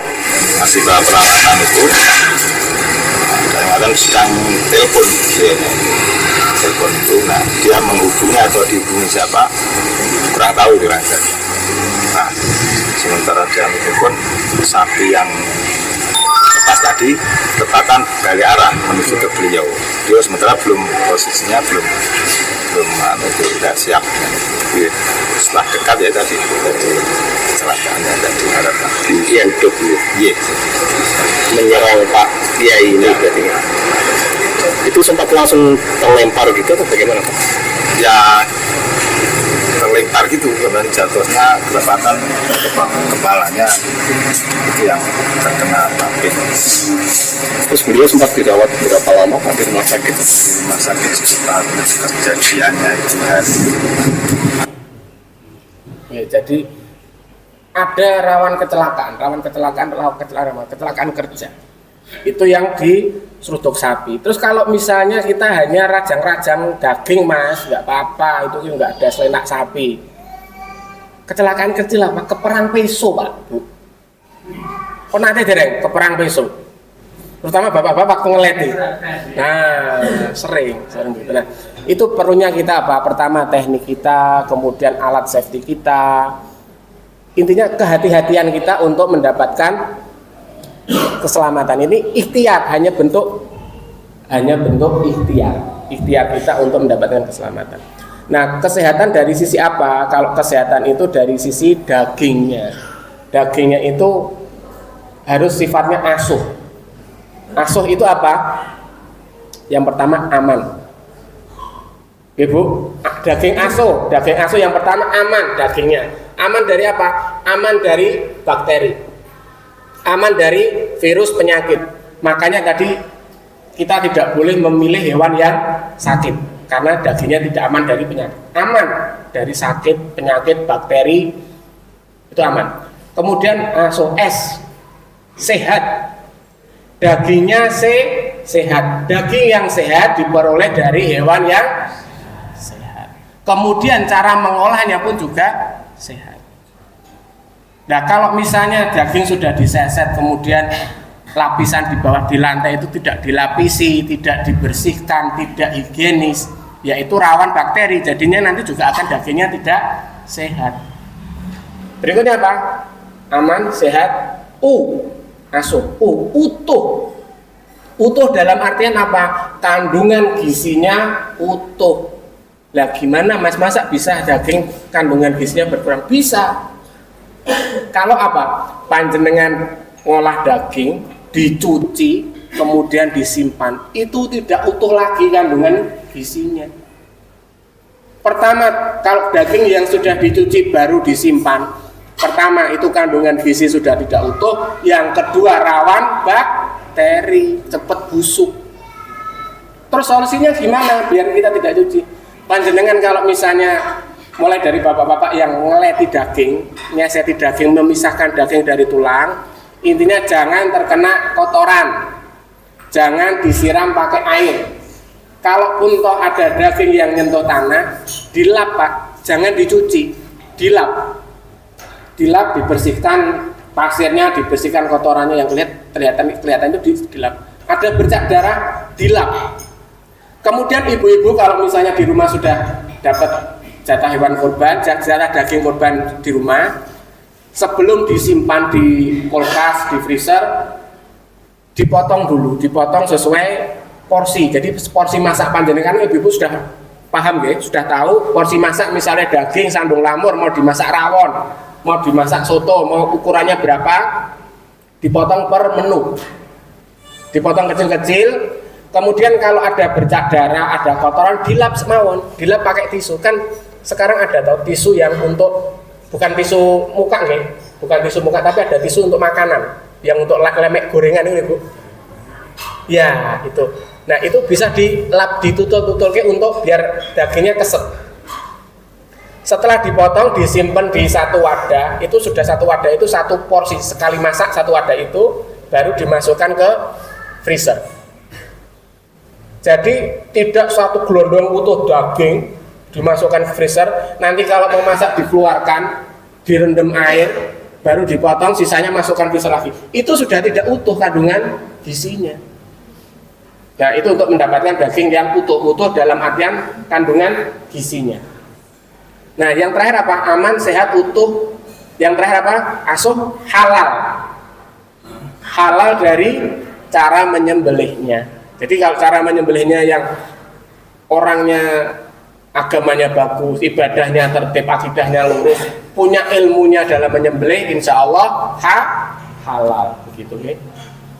Itu. Nah, selanjutnya terkait keselamatan kerja ketika proses Idul Adha, di samping saya di atas meja ini sudah ada beberapa alat-alat sembelihan. Nah, berikutnya yang nantinya akan menjelaskan bagaimana caranya memakai, terus ini kegunaannya apa, itu nanti akan dijelaskan oleh Mas Zainal. Nah, Oh ya, ini tadi janji saya untuk membuktikan sarung tangan anti sayap ini. Gini Pak.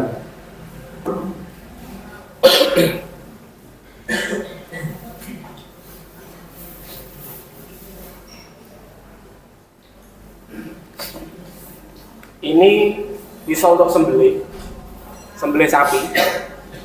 Ini pisau untuk sembelih sapi. Insya Allah sudah tajam. Nah, ketajaman untuk pisau sembelih itu syaratnya begini Pak Bu. Ini nih. Nah, kalau sudah bisa slice kertas, sudah bisa untuk memotong kertas begini, insya Allah sudah tajam. Nah, jenengan bayangin, kalau pisau ini terkena kulit, ini telapak tangan saya pernah jahit 6, kena pisau seset untuk nguliti sapi. Nah, caranya gimana? Biar kita selamat, tidak terhindar dari kecelakaan kerja. Ini salah satu bentuk ikhtiar kita. Ini adalah sarung tangan anti sayap. Ini bukan sulap, bukan sihir, bukan juga debus, bukan juga permainan trik. Kalau yang ada yang menganggap ini hanya trik, dan nanti setelah ini boleh dicoba. Jangan pakai ini, terus biasanya digoreng-goreng. Oke. Sekali lagi, ini pisau untuk sembelih sapi. Ini ya. Nah, ini kira-kira kalau kena tangan atau kulit kita, terluka betul? Pergores betul? Pergores ya. Nah, ini sarung tangan Pak Bu.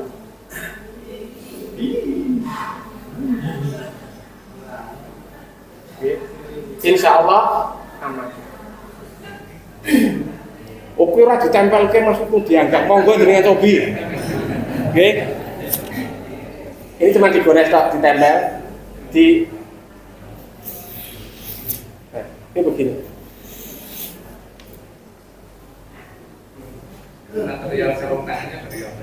Ya, ini ternyata apa? Material sarung tangannya. Ini kalau di dunia industri, di dunia proyek itu, ini jenisnya cut resisten yang level 5. Kan sarung tangan anti sayap itu ada level 1 sampai level 7 apa berapa gitu. Nah, ini yang level 5 Pak. Level 5 itu sifatnya hanya goresan. Oke, goresan. Tapi kalau ditebas dirajang, ya tetap sobek. Nah, kecelakaan atau insiden yang biasa kita hadapi ketika Idul Adha, ngeleti, jempolnya melu, kena, ketutup sini, berdarah. Nah, kalau kita pakai sarung tangan ini hanya ikhtiar Pak, ikhtiar kita untuk agar terhindar dari sayatan pisau. Ini begini Pak. Insya Allah aman. Okay. Itu kalau beli itu gimana sih? Nah, kalau panjenengan ngersake yang seperti ini, ada banyak alternatif. Alternatif pertama, kalau panjenengan terbiasa dengan online shop, Shopee, Lazada, Tokopedia dan lain-lainnya itu banyak Pak. Ini mereknya Crispo, harganya kurang lebih sekitar antara ring 50.000 sampai 70.000.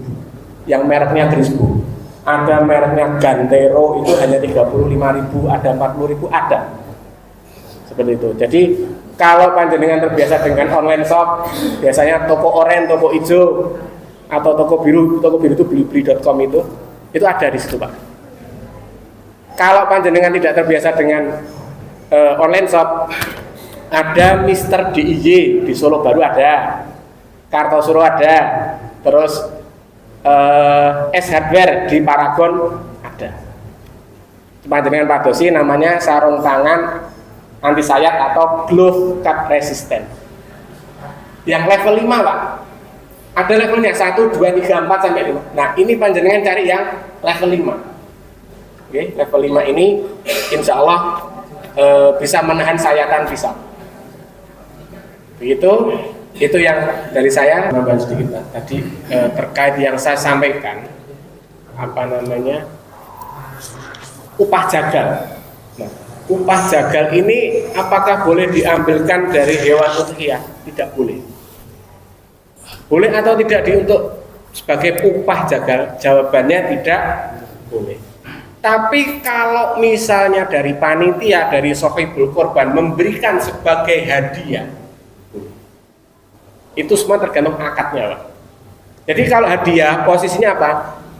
Jagal, juru sembelih itu sudah dapat bayaran. Nah, caranya gimana untuk dapat bayaran? Bisa jadi kolektif dari sohibul korban. Kalau kambing di tempat saya itu 50.000, kolektifnya 50.000. Kalau sapi urunan iuran 3.400.000 itu salah satunya sudah dipotong untuk biaya operasional.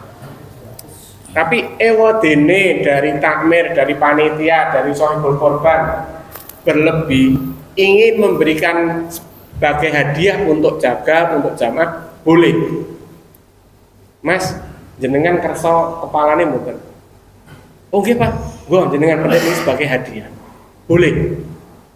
Yang tidak boleh, Mas, kepala ini saya jadikan bayarane jenengan.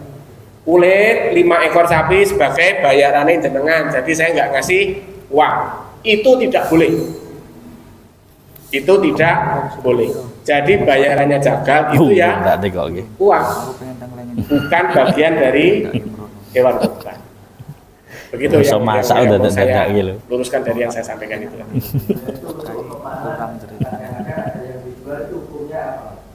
Nah, ini yang banyak dan sering terjadi. Nggak hanya kepala, kulit.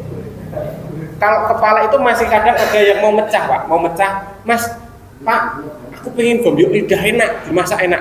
Kadang begitu. Tapi yang kulit itu kan kadang banyak yang tidak bisa ngolah kulit, Pak.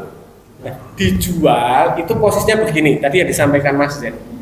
Itu apa namanya? Kita panitia itu sebagai wakil, sebagai walinya sohibul korban. Jadi termasuk kalau bisa dibilang ring itu ring 1. Ring 1 itu sohibul korban.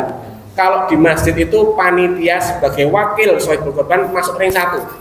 Itu yang tidak boleh menjual daging, nggak boleh menjual kulit, nggak boleh menjual dari bagian hewan udhiyah. Tapi kalau sudah diserahkan ke ring 2, misalnya takmir, atau di sini ada TK, atau ada panti asuhan, atau ada pondok pesantren, sudah panjenengan serahke, ini kulit saya serahkan panjenengan, monggo mau dibagi, mau dimasak, mau dijual, monggo. Itu boleh. Tapi kalau panjenengan sebagai panitia, sebagai penyelenggara yang mewakili sohibul korban, tidak boleh. Apalagi sohibul korbannya langsung, Mas, kok kulitnya tangguh. Wah, ternyata si sohibul korban punya teman yang pengrajin kulit. Engkau digawe bingkai figura jadi kulit apik banget, kuat tak gerono kepayune larang. Itu tidak gitu nggih. Jadi ini pertanyaan atau kasus yang sering sekali terjadi di sekitar kita, panitia takmir itu menjual kulit, menjual kepala.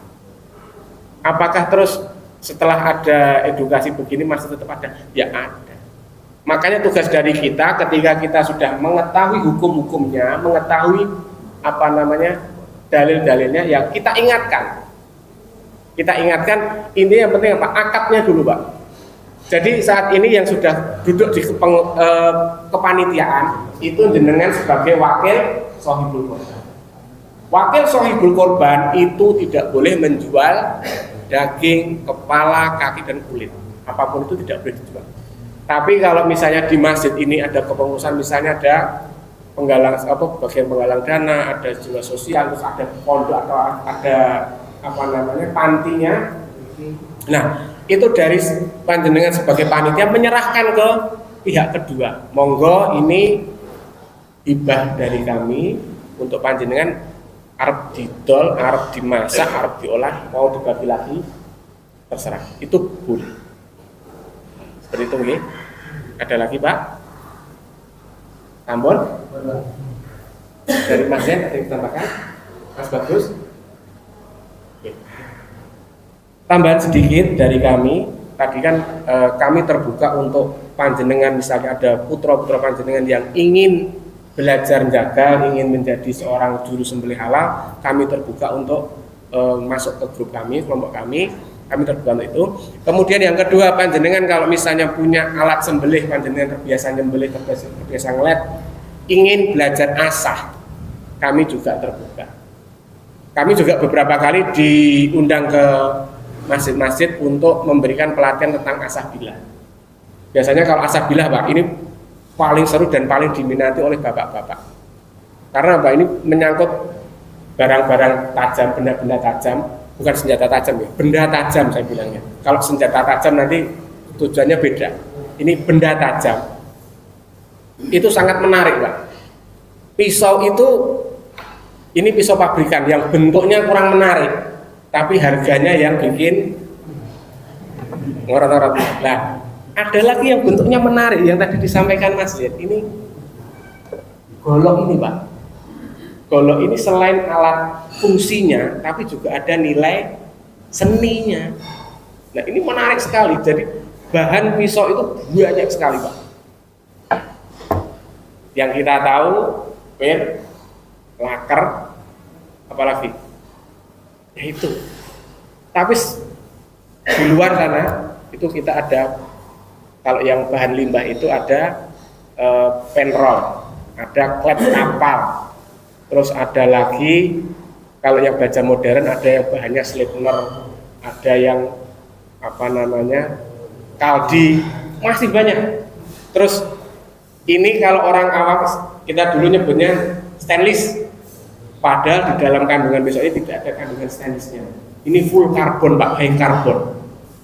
Nah, itu nanti kalau misalnya panjenengan ngesake, ini materi yang sangat menarik, asah bilah, kita pengenalan bilah, benda tajam itu apa saja, cara ngelandep kene piye, yang diperlukan alatnya apa saja, yang jelas batu asah. Batu asah pun ada grade-nya, Pak.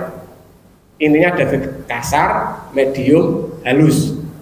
Ya, ini Mas Bagus ini ahli asah. Kami tim Juleha itu kalau misalnya saat ini kesulitan untuk mengasah pisau, dibrukin Mas Bagus. Makanya tadi Mas Hen sempat menjelaskan ada beberapa takmir masjid bawa inventarisnya ke Mas Bagus untuk minta diasahkan. Sudah ada berapa ratus pisau Mas Bagus? Ini paling enggak untuk bulan kemarin sampai bulan ini 140. 140, Masya Allah, luar biasa sekali. Dan itu kalau untuk takmir masjid itu sebagai inventaris masjid, komitmen dari kami gratis.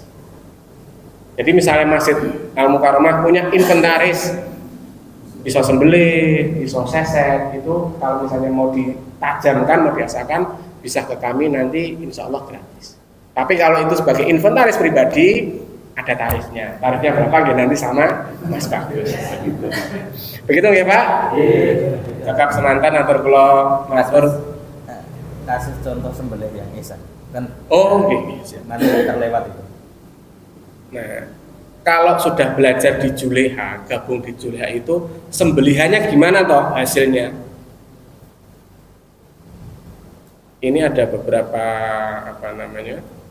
beberapa teman yang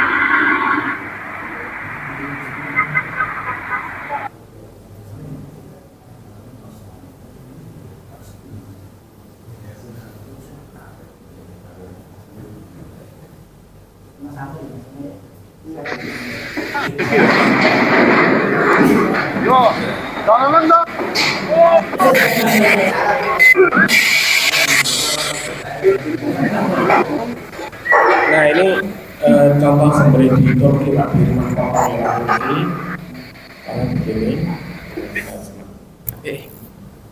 Bismillahirrahmanirrahim. Bismillah apa?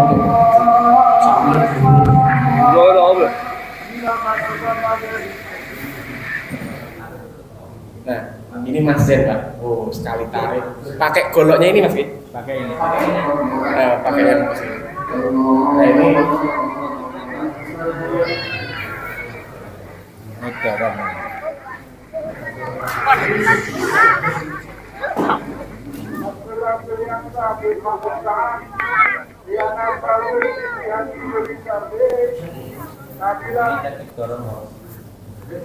ini sebelum kita ngelihat sembelihnya, ini saya mau sampaikan ada yang tidak boleh yang perlu kita hindari besok.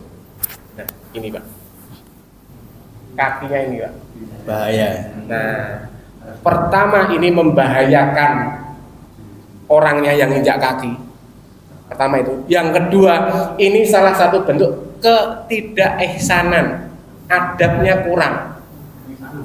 Nah, termasuk nanti di sela-sela kaki sudah ditaruh diseloroki bambu atau balok, itu salah satu bentuk kurang beradab, adabnya kurang. Jadi sudah ditali kencang ya kita pastikan tidak akan berot-berot. Ya sudah jangan diinjak kakinya, apalagi sampai ada ayo le beli sapi le, ya sapi situ dibeli wong pirang-pirang. Jangan seperti itu Pak. Semoga di Masjidil Mukarramah tidak seperti itu. Nah, kita lanjutkan lihat itu.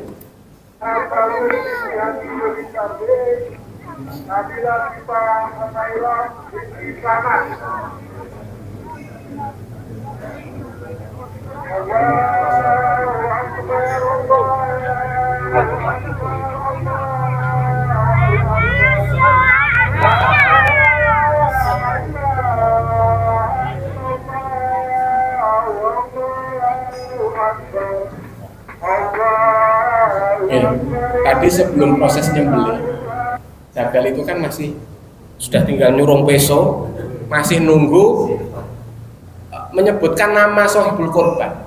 Ini diusahakan ketika proses penjegalan itu sudah dibacakan Pak. Jadi apa? Kalau sapi sudah roboh, sudah ditali, sudah ditengadahkan kepala, sudah didangake, ya segera disembelih. Jangan terlalu lama prosesnya. Jadi kadang itu kalau misalnya dari takmir atau dari Mbah Mutin yang membacakan doa sebelum disembelih, membacakan sohibul korban satu-satu itu, terkadang yang bikin lama itu kasihan sapinya. Ini saya juga ada contoh. Jadi sapi sudah diikat, sudah di sudah diikat, tinggal nyembelih. Nah, sudah diikat, sudah disembelih. Sudah diikat, sudah tinggal nyembelih saja. Masih dibaca.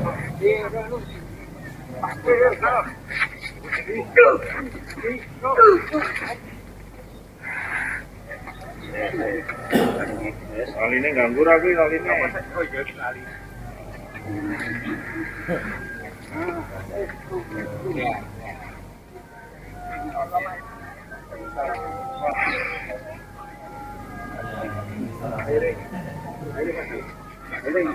Bismillahirrahmanirrahim. Baru dibacakan doa. Ini kasih satu dus berlama Muhammad Sarif, Bapak Dono Susilo, Ibu Ima, Ibu Rukito, Bapak Tanjung, Ibu Yantri Cahya Ramadhani, Bapak Bambang Hermanto, Innaka anta arhamur rahimin. Allahu akbar, Allahu akbar, Allahu akbar. La ilaha illallah, Allahu akbar, Allahu akbar, walillah. Ini Gimana? Kanteng keso dia pokok Bali ke nakal. Asal apa diangkat? Tidak diangkat. Diangkat pun haram. Nah, niku jadi pentingnya kerjasama tim. Jadi gini, tadi kan ada.